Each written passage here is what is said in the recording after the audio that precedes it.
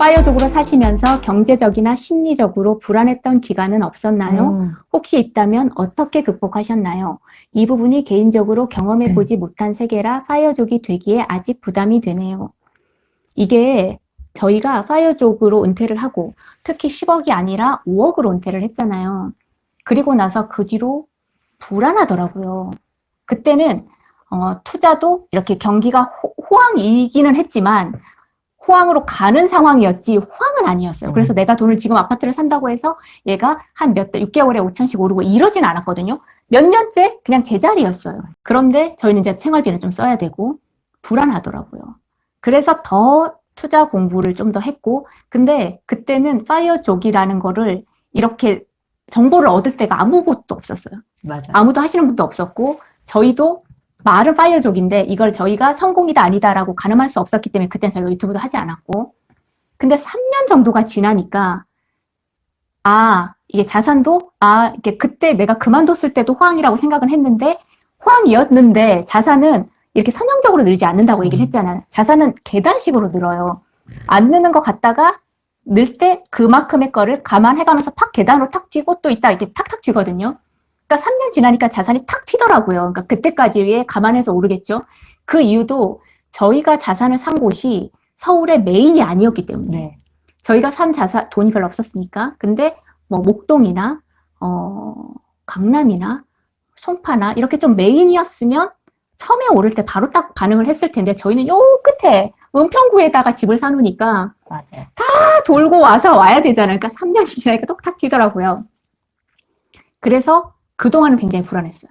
근데 불안했지만 투자 공부를 해서 그건 좀 믿었다고 해야 되나? 분명히 이렇게 다시 보고 통계를 다시 보고 과거를 보고 지금은 이렇게 갈 수밖에 없을 것이다 라고 그냥 좀 믿었어요.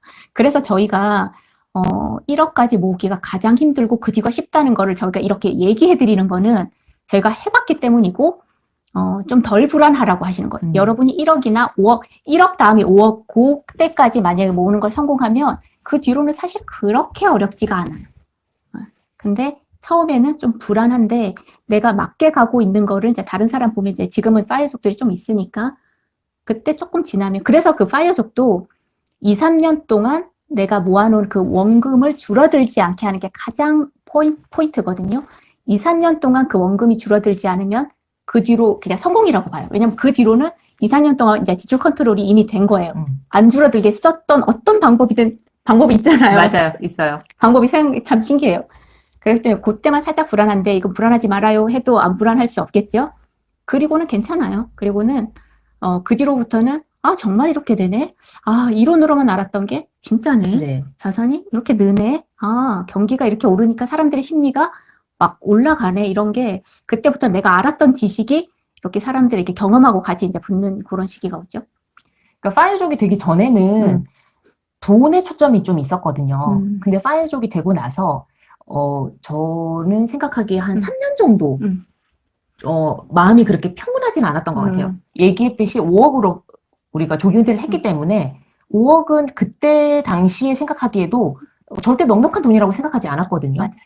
그래서 우리가 근데 5억으로 했던 이유는 그때의 흐름이 지금이 맞다고 생각을 했기 때문에 우리를 믿고 한 거예요. 근데 이제 3년 정도가 지나니까 돈도 물론 불었죠. 근데 돈보다도 책을 읽고 인문학 책이나 이런 걸 읽으면서 마음도 좀 다스리게 되더라고요. 맞아요. 그게 필요해요. 그러니까 10억으로 조기 은퇴를 한들 불안하지 않을까요? 똑같을 것 불안해요. 같아요. 네. 왜냐면은 그 사람은 10억으로 했으니까 5억으로 한번 해봤다가 10억으로 또 하는 게 아니잖아요. 5억으로 한 사람은 5억으로 해서 불안하고 10억으로 한 사람은 10억으로 해서 불안해요. 한국 사람은 다 불안해요. 맞아요. 아니 인생은 원래 다 불안해요. 그렇죠. 불안이랑 같이 가는 거예요. 그러니까 부자 얼마 있으면 부자예요 하면 그냥 막 50억, 100억 이렇게 부르는 거잖아요. 맞아. 그러니까 그러는 건데 마음을 좀 다스리면서 투자 공부를 하면 됩니다. 이분이 진짜 이것도 진리예요. 라브라님. 진짜 1억 모을 때 어떻게 5억 만드나 싶었는데 생각보다 금방 만들어집니다. 힘들 내세요. 이 돈이 네. 되게 신기해요. 진짜 처음이 제일 어려워요. 그래서 이 처음 어려울 때 투자로 해서 확 버는 것보다 내가 이렇게 절약하고 이렇게 해서 모으는 거 그 기간에 모으면 그 뒤가 진짜 쉽거든요. 근데 이 말은 정말 맞는 것 같아요. 인문학 서적 추천 좀 해달라고 했는데 읽으셨을 수도 있어요. 그 유발 하라리님 시리즈 있죠. 사피엔스부터 해가지고, 네. 21세기. 그거가 우선 되게 괜찮더라고요. 저희는 2-3번 정도 읽었는데, 그거 읽으면 가장 좀 편하지 않을까. 그거 시리즈 조금씩 굵거든요. 호모데우스하고. 그거 괜찮아요. 그거 읽으시면 돼요. 읽으셨다면 다른 책 읽어야겠죠? 개변동 막 이런 거. 살 수 없는 것들. 그분 돈으로도 살 수 없는 것들. 마이클 샌데커 얘기하시는 거죠? 네, 맞아요. 맞아요. 저것도 괜찮아요. 뇌 안에서 나를 만드는 것들, 이거 애덤 스미스가 쓴 건데 도덕 감정론 조금 편하게 쓴 거거든요. 저 책도 괜찮아요. 내 안에서 나를 만드는 것들.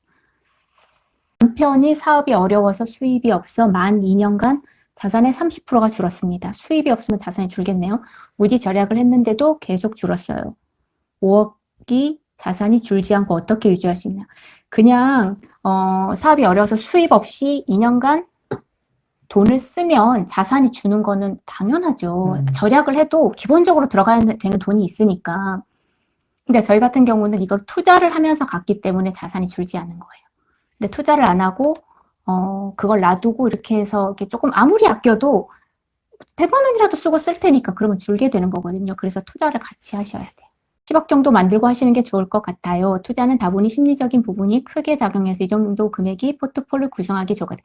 그리고 지금 상황은 경기가 되게 거의 꼭지 가까이 왔다고 볼 수 있는 상황이니까 지금은 10억 정도로 하는 게 좋을 것 같아요.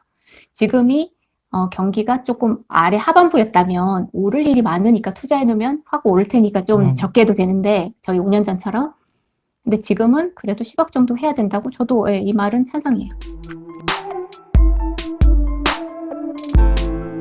저는 이해 안 가는 부분이 있는데 미국 ETF에 10억을 투자한다고 하면 1년에 8천만 원씩 떼쓴다고 하고 보유 수량은 계속 줄어들 텐데 이게 계속 유지될 수 있나요?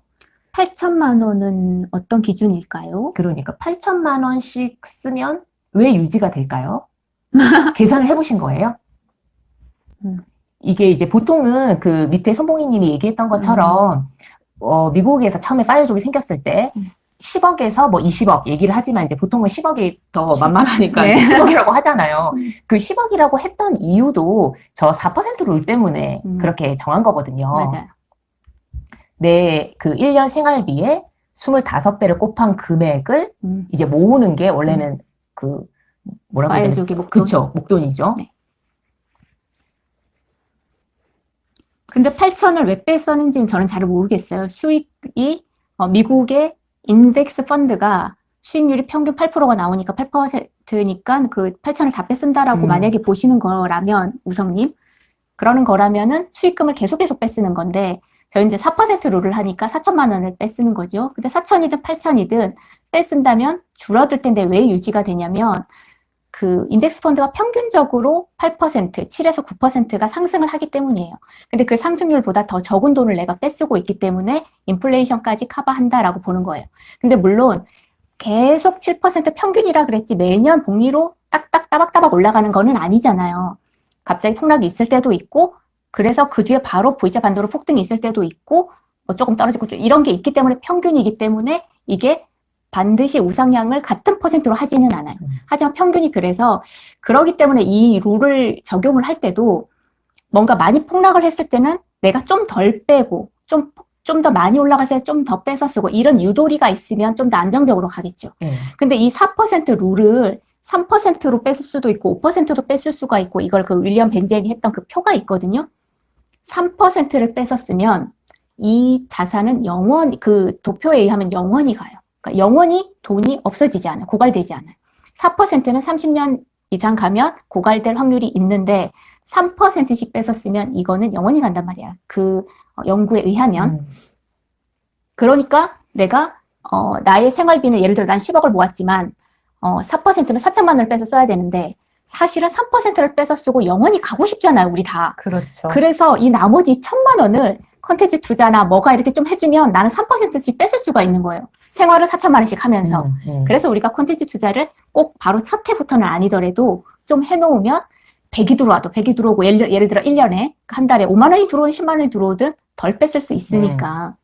그러면 재밌어요. 왜냐면 우리가 콘텐츠 투자를 해서 그 돈으로만 살아야 된다면 다시 또 일의 노예가 되는 거잖아요. 그치. 근데 어차피 1년에 4천만 원을 꺼내놓고 만약에 콘텐츠 수익이 뭐 월에 100이 들어왔어. 아니면 뭐 50만 원이 들어왔어요. 그러면 그만큼 덜 뺐으면 되니까 이 수익이 되게 재밌는 재밌어요. 거예요. 맞아, 맞아. 플러스 알파 같은 거죠. 네, 맞아요. 그렇게 되더라고요.